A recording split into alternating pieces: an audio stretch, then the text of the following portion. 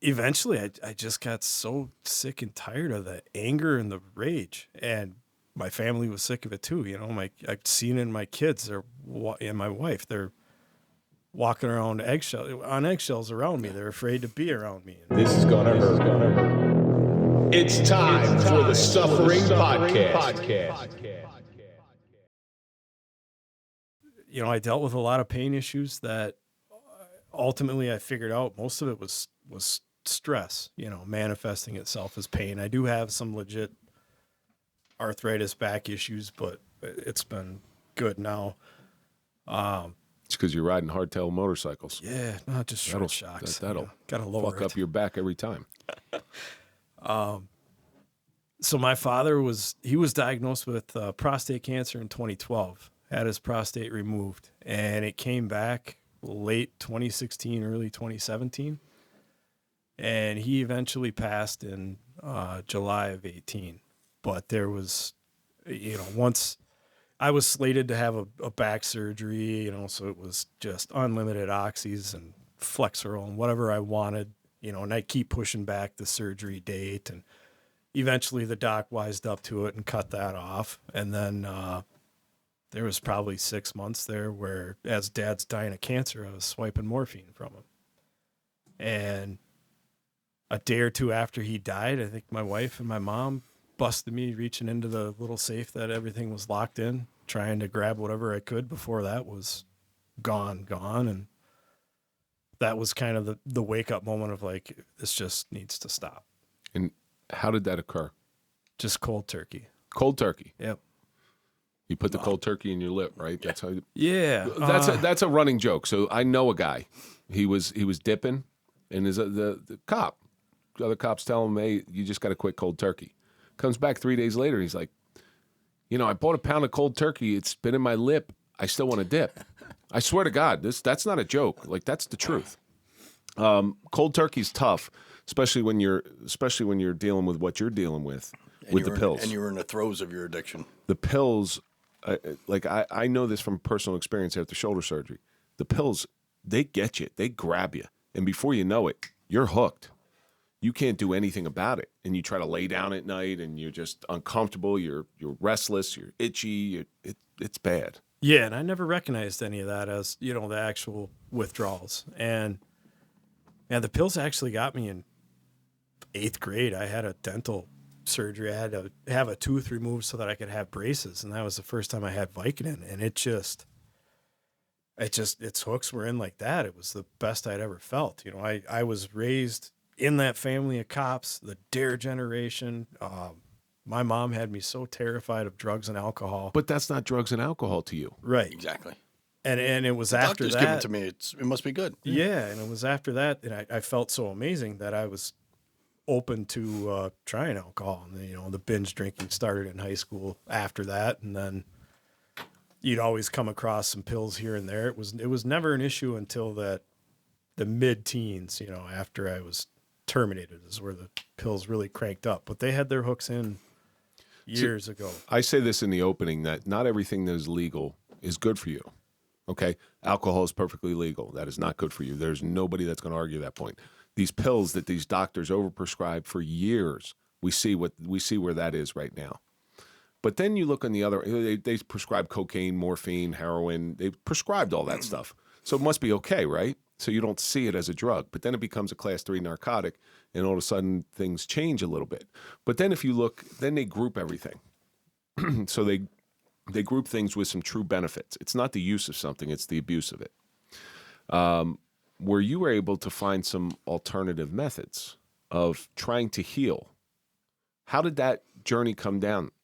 I don't even understand how you got from pills to trying to heal through psychedelics. This is what I don't understand.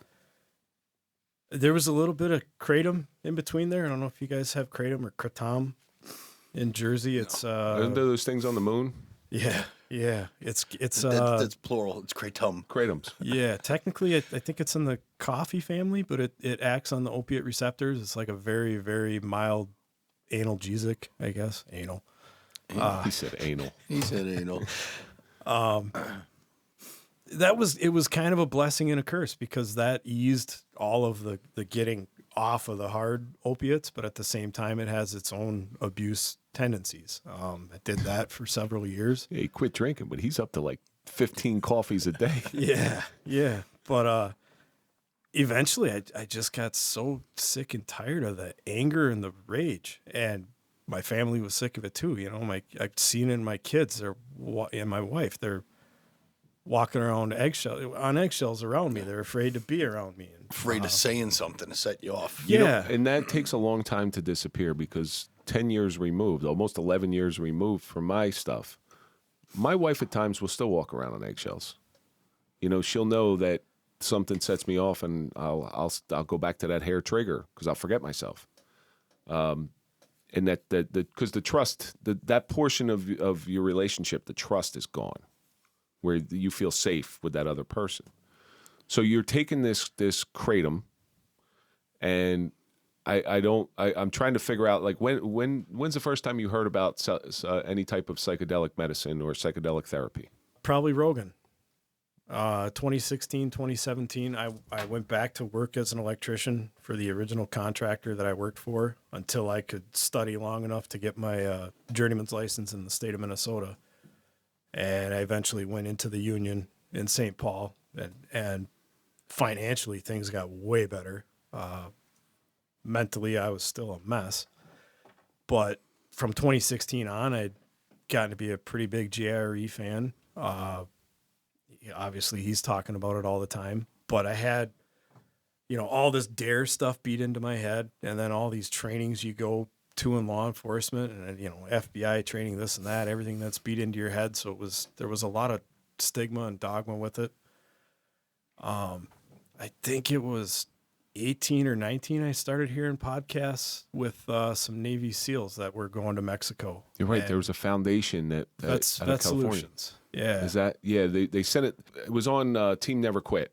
Yes. And the statistic that I heard is they sent like 300 people to this ceremony, they call it, and only 2 have shown no benefit, which was amazing to me. That's a great statistic. Yeah. Because it's under a doctor's care. So you've been giving these pills for all these years and under a doctor's care, and now you're giving this ayahuasca, ibogaine, all those types of things under a doctor's care. Was there any skepticism? Yeah, a lot of skepticism. What happened for me is I started to read about it and learn about it, everything I could. How long till you took your first dose? 4 or 5 years. Wow. Yeah. I harassed Vet Solutions through email and everything else for a couple of years before they, I just did the research, and I'm like, hey, this is working for you guys. I'm like, this would work for first responders too. I just had this feeling. I don't know. Some people in the medicine space call it a calling or whatever. And it was, October of 22, I finally, careful how I put it, made a underground connection. There's no other way to put it, with somebody who supplied me with psilocybin, and I tried microdosing, and I did that for. Yeah. Somebody on one of our fucking pages keeps telling me, if you like those spam things, I had headaches until I those psilocybin. Yeah. So like, dude, magic mushrooms. Yeah, you're not helping the cause, bro. You're spamming everything. Stop doing it. Yeah. And that was, for me, everything that doctors said the SSRIs would do. It calmed me down. It gave me some clarity. What was the effects? So that's why I want to get into it a little bit. Like, what's the effects? Did you see anything? You feel nothing. That's the whole point, is you're only taking a minimal amount to see changes over time without having any. If you're feeling anything, you're taking too much. That's because you want to be able to function and go about your day. So you can take psilocybin and then go out and run wire? Yeah. Wow. Yeah, absolutely. It's like taking an aspirin. It's such a small amount that you don't feel it, but it's working in your brain, making new connections. It's doing its thing. I can't speak eloquently on all the scientific aspects of it, but Because he's on psilocybin. Yeah, because yeah. But what I know about psilocybin is it actually has been shown to regrow the brain synapses. Yeah. and create new ones, because our neural pathways and our synapses with any type of post-traumatic stress are damaged. So the psilocybin helps repair those things. And even in the theory, damage from alcohol and the pills and this is all in theory because I've never done it. I've actually been invited. I just didn't trust it. Like I couldn't do it. It was like a 3-day retreat where I was going to go do, it was MDMA. And I couldn't do it. Like I was on the phone with people who were patients, current patients, like FaceTime calls. I really was thinking about it, and I talked to my wife about it. I'm like, I don't know. No, thanks. supposedly on the table to be federally regulated for therapeutic use in August of this year. MDMA or psilocybin? Yeah. MDMA. I think psilocybin probably in the next 5 years is it's going to be an over-the-counter on the shelf. We come in here on MDMA. Wow, these pants feel so good. Kev, you look so good today. Wow, man, this shirt, the fabric is beautiful. I heard Viagra does the same thing for you, too. It's got therapeutic... But I know there was a early on when we were still on audio. I was in contact with a organization called the ASM Foundation, which is I think it's Colorado they were in, and they were telling me all about it. And that was kind of my path into this. This guy was I think he was he was a veteran. And he was telling me he was big into the psilocybin thing. That was a whole lot. Oh, the ayahuasca thing was Mexico. Ayahuasca, yeah, Mexico, with ibogaine, ayahuasca, and DMT too, as well. Yeah, that's so I'll get to that. I harassed Vet Solutions until about June of last year, maybe May, June, and they turned me on to a brand new organization that serves first responders called the Siren Project. And you have a website for them?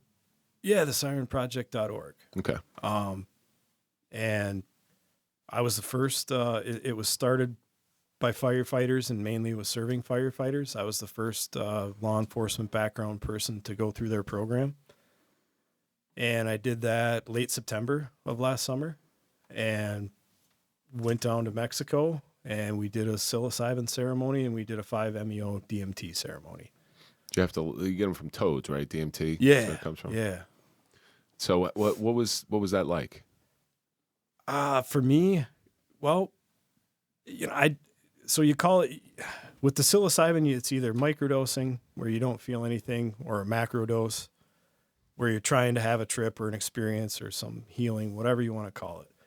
And I had tried to do that several times on my own, but there is such a difference between using what I like to call sacred medicines now, using them just as recreational where you're not getting any benefit from it, or what we did, using it in a ceremonial setting with people that are trained healers that have that in their ancestry. And that's what we did in Mexico. And man, it's hard to explain. My psilocybin ceremony was probably the most beautiful experience of my life. It was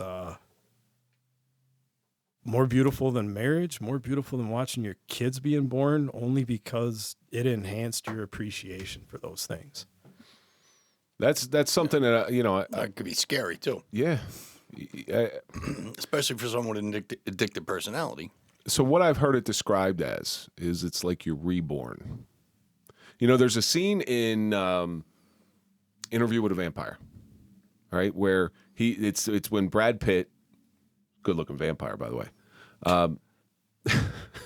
So Brad Pitt becomes a vampire, and he goes, that morning I was reborn and began to look at the world with new eyes. And that was the best way it was described to me, not in those terms, but that's the best way I could rationalize it in my head.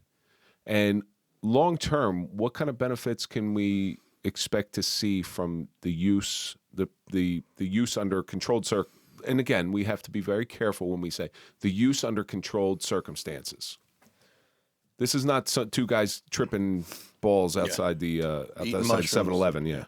No, and I've done that recently, and there's something about keeping it sacred. I guess what we like to say. I went to a concert recently, a reggae concert, and we Christ, thought it was a good idea. We're going to eat some mushrooms and we're going to go. And we ate a little bit of mushrooms and we went and we were there 6 hours and just nothing happened. And I'm like, it's whatever. Didn't eat enough, whatever. We got back to where we were staying and I sat down on the couch and I heard an angry female voice say, "We told you to keep it sacred. Now it's time."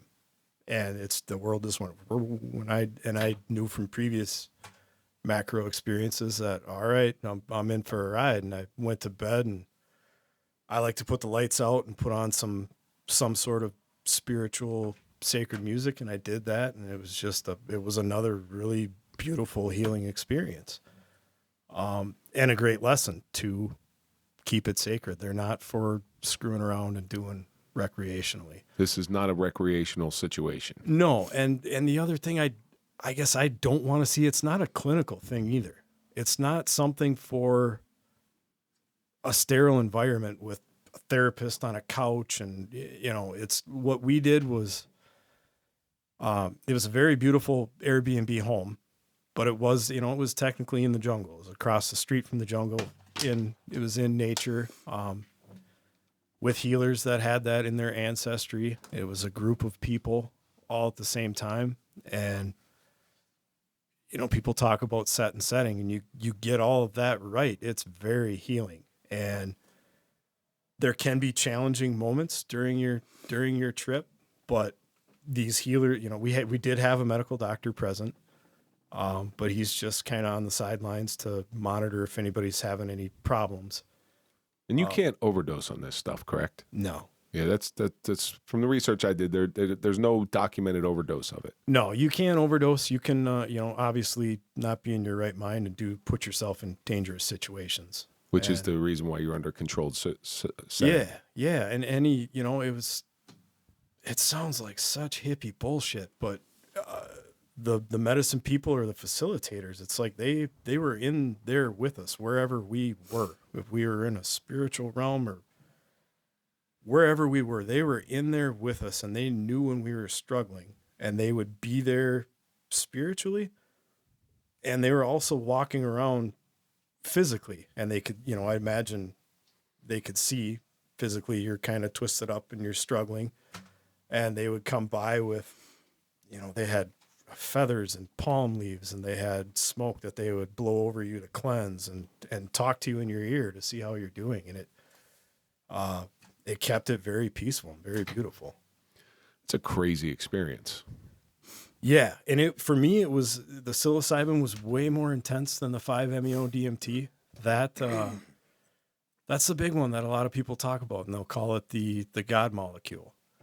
And where people talk about smoking it and you fall back and you go and you meet God, essentially. It's I'm not ready for that one yet. Yeah. I don't think God's ready to meet me yet. Apparently I wasn't ready for it either. I had retreat mates that some of them they smoked the toad and they relived their entire lives and all of their traumas and in fast forward, and it was like this amazing healing for them. For me, I smoked it and I sat back and it felt like I blinked and opened my eyes and I said, "Nothing happened, guys." And they all looked at me like, "You fucking nuts. You were gone for like 20 minutes, but if you want to try again, we'll try again." And I tried again. And again, I laid back and closed my eyes and it felt like nothing happened. In hindsight now, I know I wasn't ready for it. I wasn't ready to let go. I was still nervous. I was still in cop mind. Like, when's the finger in the butt coming? Like, when does this get weird? But you kept your clothes on. I took my shirt off for the third time because I did. I kept my clothes on. Yeah, but even that, you tried. It wasn't for lack of trying. Yeah, and that, when I came out of this, that was, as I mentioned earlier with the question to open the show, I've never been comfortable in my own body, but coming out of the psilocybin, it's just like you look at yourself and you're like, oh, I can deal with this. This is what got me here. Yeah, you're comfortable. And that thought popped into my head. Like, I've never been a beach guy, never been in the pool because I don't like having my shirt off. I was a fat kid all my life, bad acne and shit. And so I said, screw it. We're going. I'm taking my shirt off. I'm going to be uncomfortable. Let's go hard and do this. And the third time I did it, I still didn't have this amazing experience, but I as I laid back, I could hear myself screaming, I'm fighting it. I need help. And I just kept screaming that over and over. And whether they did or not, I don't know. But what I felt was like the healers all put their hands on me and held me down. And it was kind of like being baptized. It was like being held underwater, except it was the earth. Like the earth just kind of sucked you in a little bit and was giving you a hug. I didn't see anything other than it looked like scrambled television, black and white. And you could hear the chanting and the drumming, singing that the medicine man was doing. And again, whether it's a spirit or whatever it is, just said, this is it for now. This is all you get. This is all you're ready for.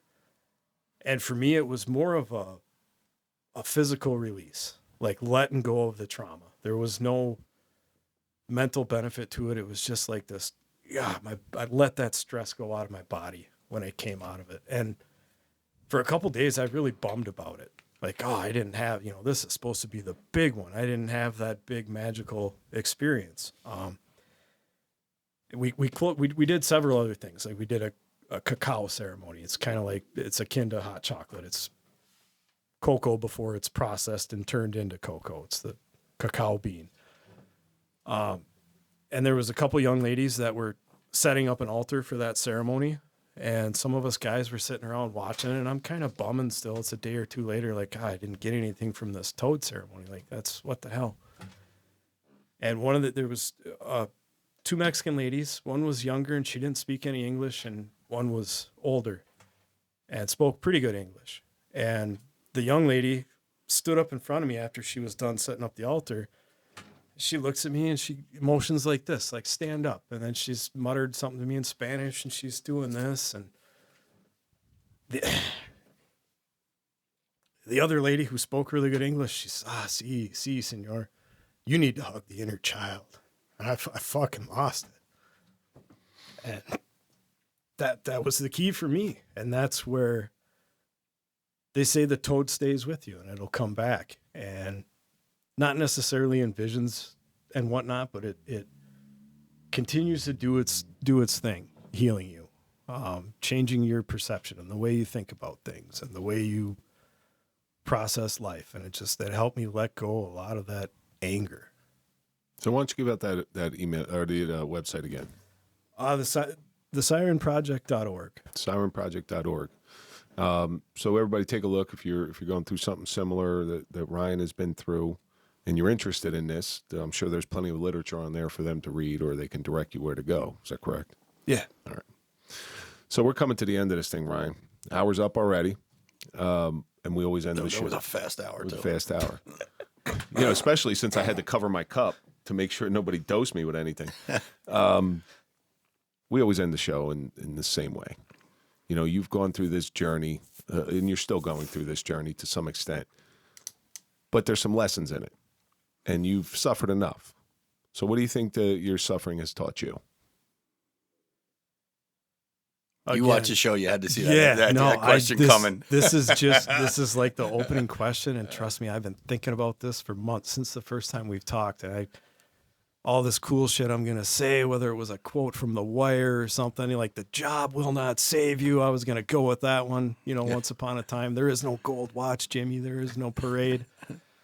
Back to the reggae concert. I made some new friends there. One of them was a gentleman who's about 20 years older than me. He's got a very similar story. He was a firefighter for 11 years. I was in law enforcement for 11 years. It tore him up. He lost his job due to drinking and pills. Very similar. And he just was the most beautiful guy. Like, he was there for it. He was there for life, just to show up. And the way he put it to me was, it's life. You just have to keep showing up and accept what's being offered. I thought that was great. Keep showing up and accept what's being offered. Yeah. I like that. Greatest advice I ever got in the world was I went to a Grateful Dead concert once, and I may have partaken in some things that altered the state of reality, and I'm not doing well. And there's these two old deadheads, and at the time, these guys were ancient to me. They're probably 50 years old or something. And I remember, and I'm freaking out. I remember these guys turn around to me and go, "Just hang on, man. Just hang on." And I carried that with me for the rest of my life. It's, just hang on. Yeah. All right. Ryan, thank you so much for coming in. Thank you, guys. We really appreciate it. That's a great story. I'm glad you're doing better. Yeah, listen. One last plug. Sure. mentaljoe.com.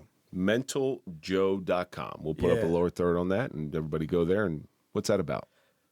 Chad and Carrie McLean, they run an apparel company, and his goal is to eventually self-sustain to the point where the majority of his profits can be donated to these nonprofits that are sending veterans and first responders on these healing retreats. That sounds like a worthy cause. We'll talk after the show about that. Absolutely. And that's going to do it for this episode of The Suffering Podcast, The Suffering of Psychedelics with Ryan Fowler. And let's think about all the stuff that we learned. Stay off the Fat Man Squad. Why does alcohol cause your clothes to disappear? Famous last words. Don't do anything stupid. Not all previously illegal medicines are harmful, but most importantly, you're only given what you're ready for. Ryan, thank you so much for coming in. We really appreciate you. Thank you, guys. Yeah, it was a pleasure. And that's going to do it for this episode. Don't forget, visit the Oakley Kitchen at 789 Bloomfield Avenue in Nutley. Go to popple.com for a digital business card. Put in the code TSP20 for a 20% discount. Follow us on all social media. That's Instagram, Facebook, TikTok, Clapper, Pornhub. Follow Mike at Mike_Fillets. Follow me at Real Kevin Donaldson. And, of course, follow The Suffering Podcast. We're going to see you on the next episode.